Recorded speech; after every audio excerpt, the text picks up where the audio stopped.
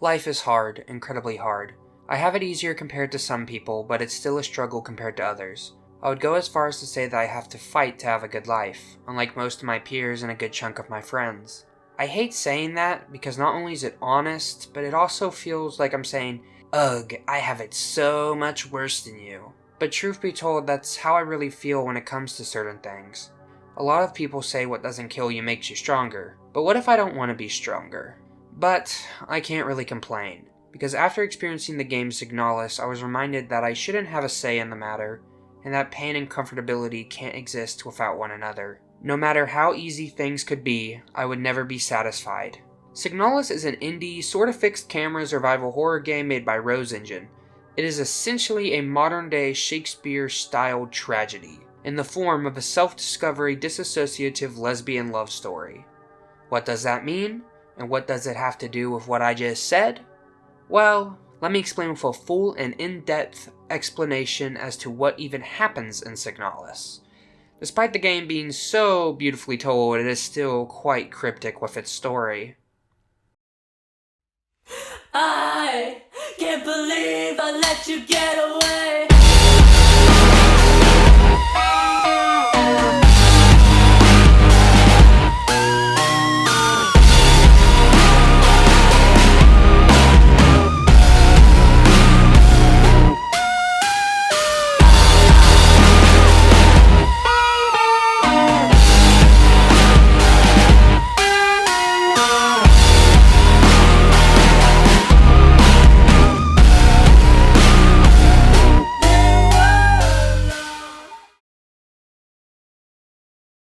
When immediately dipping your toes into the game, you are presented the mystery that the story focuses on. Who is this woman you're trying to find? The game explains how it works with in-game lore and terminology, stuff like telling you that Elster units can access things by pressing the A button. Stuff like that in games is always a treat, it just feels like a whole other level of immersion.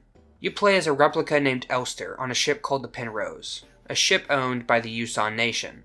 With the ship in somewhat critical condition, Elster's only choice is to leave the ship and continue her search. Once reaching the nearest facility and climbing through a hole, Silent Hill style as I like to call it, Elster picks up a book called The King in Yellow. While I do love to discuss what this has to do with the story, I have not read the book myself, and because of that I'll be keeping it out of my explanation of the events and themes of Signalis. The only time I'll reference it from here on out is in a quick moment. After picking up the book, the camera pans over to the computer, about to send a message, and soon after, the screen begins to flash with both images and text. And things have learnt to walk and talk when they ought to crawl. And remember our promise, are things that you should keep in mind. As all of this is flashing on the screen, Elster's face begins to melt, revealing a dark metal skull. This is where I'll make my only point regarding Signalis' correlations with the King in Yellow. Many people believe that later on in the game the line "I wear no mask" from The King in Yellow is referenced. This is ultimately true, I wholeheartedly believe that, but I also believe that the line can be applied to this scene as well. More on that later. After this, Elster suddenly appears in front of a mirror, with her skin once again intact. But also, the photo from earlier has been changed. It's quite similar to the first photo, but there are some clear differences. This is clearly a different woman. Once leaving the bathroom, we're introduced to one of Signalis' main mechanics, the key system. Keys are not new to video games, and they are especially not new to horror games. Keys and horror games practically go together like peanut butter and jelly. What's more scary than being locked in a room with an unknown, unworldly creature? Anyways, this might just be my biggest issue with Signalis. There is an unbearable amount of locks. Every other minute, it felt like I was looking for some sort of key. Luckily, most keys are behind puzzles, meaning that there is some gameplay to it. But even then, I still felt a bit annoyed. Just the same thing over and over again, it felt like. Continuing your search throughout this section of the facility, you discover that the building is filled with propaganda. All of this is concerning to say the least. Something I want to point out is the floppy disk propaganda that states, if you don't write it down, it never happened. I know this is most likely a tongue-in-cheek way of explaining to the player how to save the game and how there is no autosaving. Even with that in mind, it sets a precedent of an abusive workplace. If you have no proof to claim, you are a liar. You are not innocent. Just some food for thought. Once we explore a bit more and unlock the large door in front of us, Elster meets Star. She, like us, is a replica, and she is also bleeding out on the floor. She comments on how we're an Elster unit, which seems to confuse her. Nonetheless, she tells us we should leave as soon as possible. She explains that all the human workers were sent down to the mines, and that to get there you'll need a key to ride the elevator. After this, Elster receives a gun with ammo, and we meet who I'd say is the closest thing this game has to a, quote, secondary main character. Issa Itao. Issa is also looking for someone. She wishes us luck, and then leaves. Inside this room is also a password to a safe that allows us to get the classroom key. The classroom is in ruin, despite it being locked off. In the center of the room is a deep hole. This hole sticks out immensely. It has an evil aura to it, so deep that its shadow is uncomfortably close to the surface. Elster jumps in. We're treated to a graphic cutscene of a monstrous replica tearing into some flesh. The underground area seems to be fine, but truth be told, it has an overwhelming grossness to it.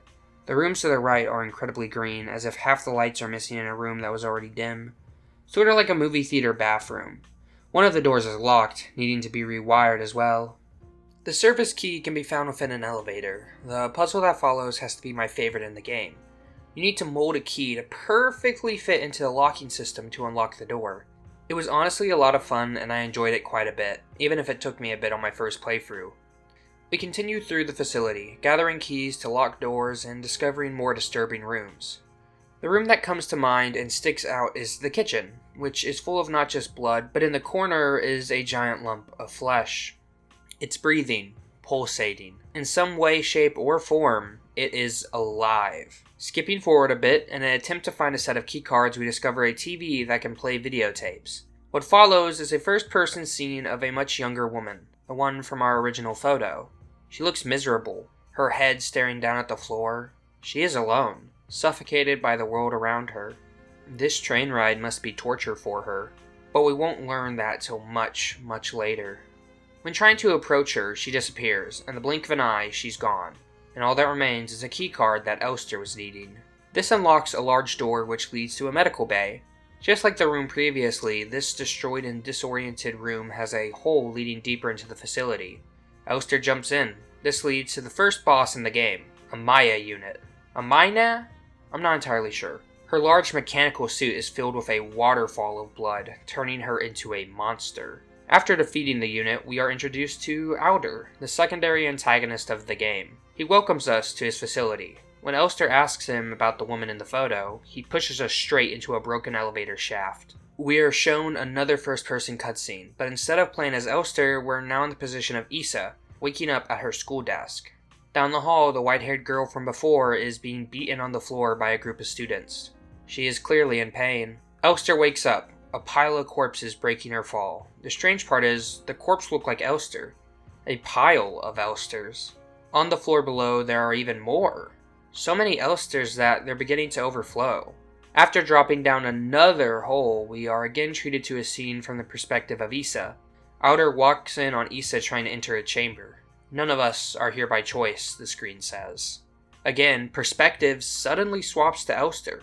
Exploring some more leads Elster to a painting, some more keys, then to a slightly different looking chamber. The room before contains documents, and the chamber itself contains what seems to be a corpse. The documents are on known issues with the replicas. The Mina units are rather stable. It's okay to give them stuffed animals as fetish objects, but make sure to avoid cats. Something about cats causes gestalt memories to resurface. Alder units are incredibly stable, but become easily bored, and they are highly emotionally dependent on their commanders. Fetish objects are given to them at regular intervals for stabilization. When the game refers to, quote, fetish objects, it's referring to objects that are intimate, not referring to these objects in a sexual way. The last document is on a unit that we have never seen before, Falk. This unit isn't just a commander, but is also viewed as a creature that is godlike to the replicas. The replicas follow their orders without batting an eye. Strangely, they sort of look like Elster. Within the chamber, the corpse is tightly gripping onto a music box. Next to the bed, there's a note describing someone's suffering and that they are no longer themselves anymore. It's hard to read, and you can feel the pain in the writing. The music box can be unlocked by playing a song on a certain frequency, then turning your radio onto that frequency when near the music box. After collecting a few more things, Elster finally makes it to the elevator on floor 8. We're going straight down to the mines. We're treated to another quick perspective change to Issa in the mines. She's being hunted by Alder. Before he can hurt her though, she runs up to him and stabs him in the eye, pushing him down a hole deeper into the mines. The mines might be my least favorite section of the game. They're not bad per se, but they're incredibly big and confusing. It just doesn't feel as nice to explore as the other sections of the facility. I will admit though, the mines are scary. Elster eventually makes it to the same hole Outer was pushed into, and she jumps in. A young woman in what seems to be military attire. I don't know how to describe it really, but if you've ever seen a ceremony for fallen soldiers, you'll know what I'm referring to. The next perspective change we receive is one in the first person point of view. Whoever we're playing as, we're on an island full of both notes and bones. After following the path made by the bones and notes, we'll be thrusted back into the game. Elster is now in what seems to be a sewer system or a morgue. It feels like both really, and that is wonderful. The atmosphere is absolutely horrifying. The colors, the shadows, the countless blood-covered bodies, all of it is just amazing. This is also the most complex section of the game, being full of twists and turns that make it hard to manage. But since it's built in a more linear fashion, it's much better than the mines. Elster makes it to what might be the biggest, grossest pit in the game. A pit which looks to be made out of organs and tumors. Throbbing red organs and tumors. Now, you might be shocked to hear this, but believe it or not, Elster jumps down the hole. It's crazy. This leads to a boss fight where we save Issa. Unless you return with some medicine to awake Issa, this will be the last time we see her until the end of the game. After escaping the fleshy hellhole we were just in, Elster arrives at the Red Gate.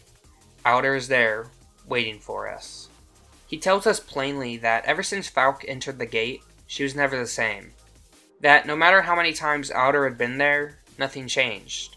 Elster continues forward, running into more Elster corpses, and being mentally attacked by Falk. Elster tries to enter the Penrose, but in her attempt to do so, she loses her arm and falls to her death. Elster is dead. Through this, it's revealed that the girl with the white hair is Arianne, a girl with godlike powers who has infected the facility. Issa was one of her friends from school, one of her only friends. Everyone within the facility is trapped in a time loop, one where Elster dies every time. And that's where the game ends. At least that's what it wants you to think. The game tries to trick you, but if you make a new game after this, you are transported to the Penrose, which is now in fully stable condition. Arianne and Elster celebrate their 3,000 cycles spent together with hugging, dancing, and kissing. Elster and Arianne were a couple. They were lovers. Before I get back into the current story, I'd like to elaborate on my previous comments regarding the fascist world that Signalis takes place in, and how it affects the character of Arianne. It's revealed throughout the game that Arianne had once lived with her mother in an isolated environment, someone free from government control. Arianne was raised to love books, art, movies, music, all sorts of things. Out of very misplaced concern, Arianne's aunt would take over as her guardian and make her move away and attend school. Due to the fact that the Yusan nation is a fascist state, people who are different and don't stick to the norms are shamed and are treated poorly. Arianne was sadly a victim of this, and her only saving grace was her friends, the Etel twins. But things would get messy with military service, and Arianne would eventually lose contact with the twins, it seems. After some of her own military service, Arianne would take on the military job of looking for life and habitable planets on the Penrose. She liked the idea because she'd be alone, with nobody except Elster around. But after a while, Arianne got lonely and sad. She would cope with this by becoming close to Elster and eventually falling in love. Arianne died, because after a select number of cycles, a ship begins to fall apart, and the poor state of the ship makes it inhabitable, killing the people within it. Chemicals and gas leaks are what led to Arianne's disease, what also led to Arianne being put in a stasis pod, and Elster promising to kill her, to end her suffering. Arianne was killed by a fascist and uncaring government. Back to the supposed present, where Arianne stands before a defeated and broken Elster. She asks Elster a simple question. Do you remember our promise? This question sets Elster off and gives her the strength to crawl her way back into the Penrose. Elster is no longer in the world of the Red Gate anymore. She's now in the place where the game starts, the snowy opening.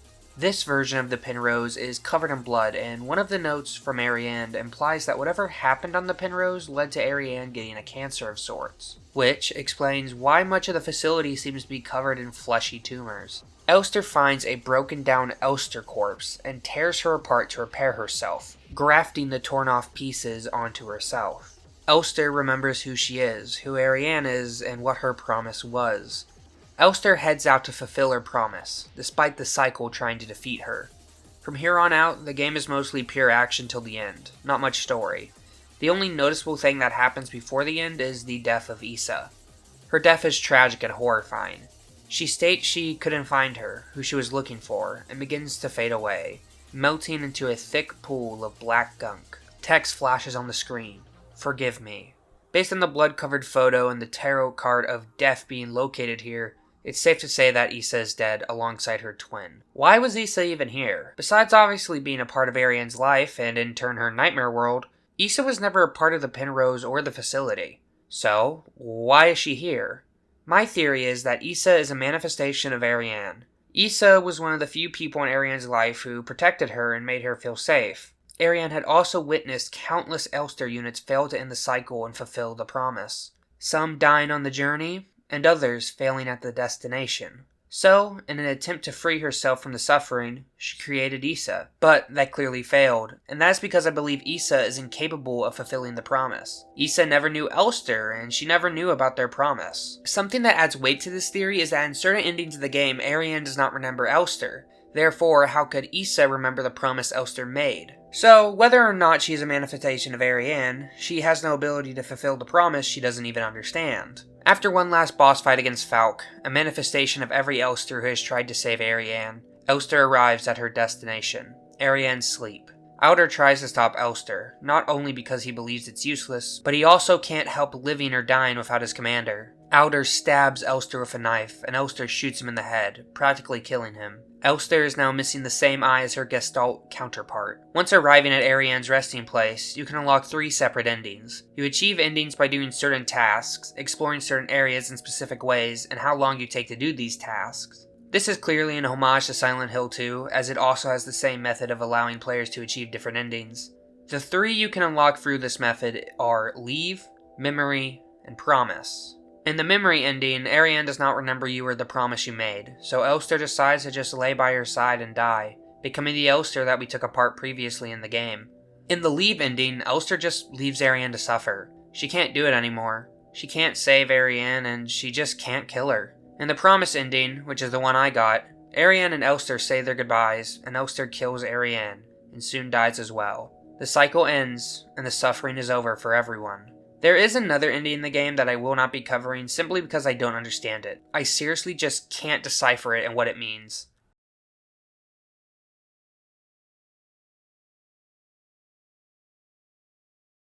Hi, sorry, I messed up. This is very late. I apologize, but I messed up in recording. Lilith Ito is the one that looks like Elster, while Alina Sio is the one that it looks like Arianne.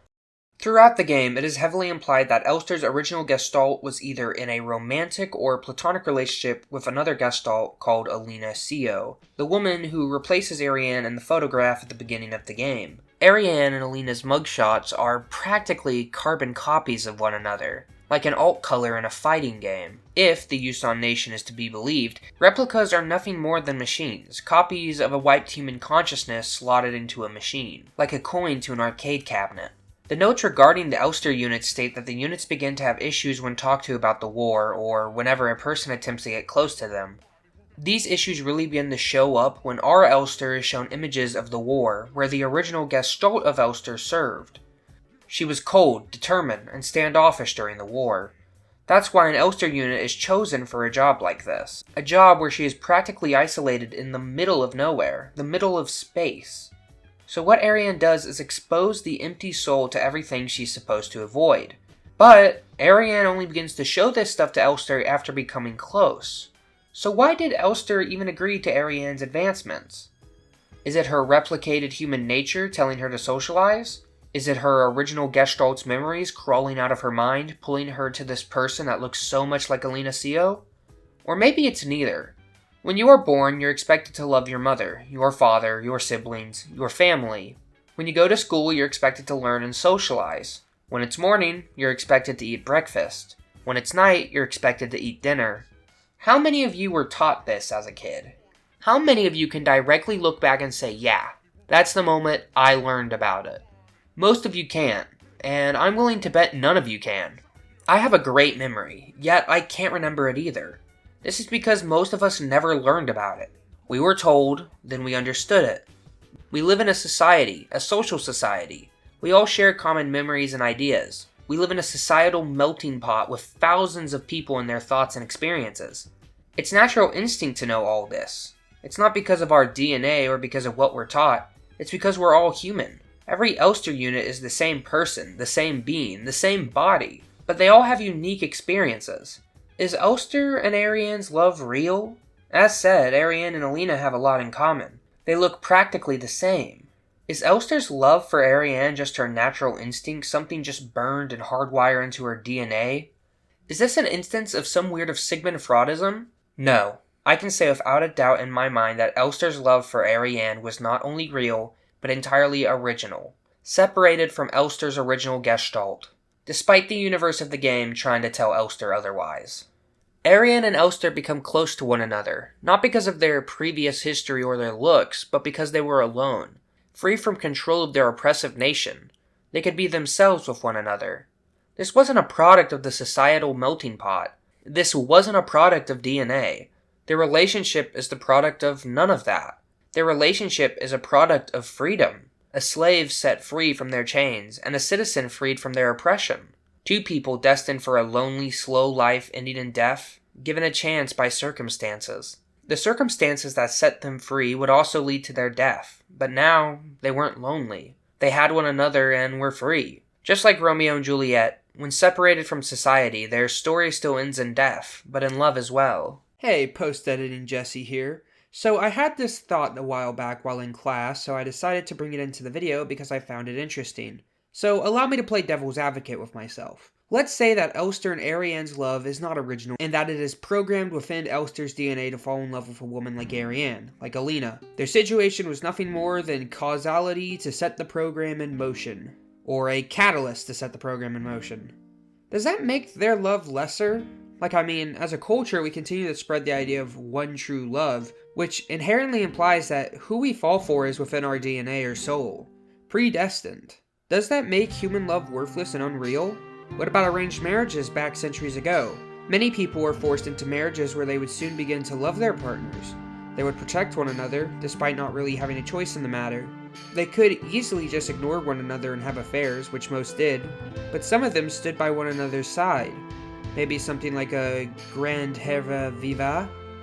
What I'm getting at here is even if we stand by the idea that Elster was destined to love Arianne, and because of that their love isn't real, that would mean that most of the world's concept of love and mutual acceptance would be shattered. Love is a spectrum, and it will always be a spectrum. Because of that, making such a claim is quite foolish as a concept. I heard a somewhat controversial take from a friend that Elster isn't very interesting as a character. I see where she's coming from, especially since most of her character development is done by the player and she doesn't have many speaking lines, but I believe that makes her an amazing character on a meta level. The original Elster that Arianne fell in love with is just a vessel of the original Gestalt version of Elster, her personality, but her memories and feelings for Arianne are her own. In turn, every Elster within the loop created by Arianne is a vessel for the memory of Arianne's Elster, a vessel trying to fulfill the promise she made. Every Elster is an original Elster, but all of which are just vessels for Arianne's original Elster, a machine being haunted by a ghost, and a ghost haunting the machine. Something I haven't talked about on this channel, mainly because I haven't had a reason to, is that I struggle with relationships. All relationships, both romantic and platonic. But the story of Arianne and Elster's tragedy reminds me that even within a cruel, unforgiving world, love always wins. Love drives us to fight and continue on. That is what I believe Signalis is truly about. Love and its power in our universe. The love we share for our friends, our family, our other half, the love we share for one another, all of it. Signalis taught me to keep fighting for love. Thank you for watching this video, and remember to finish up that project you're working on. Take care.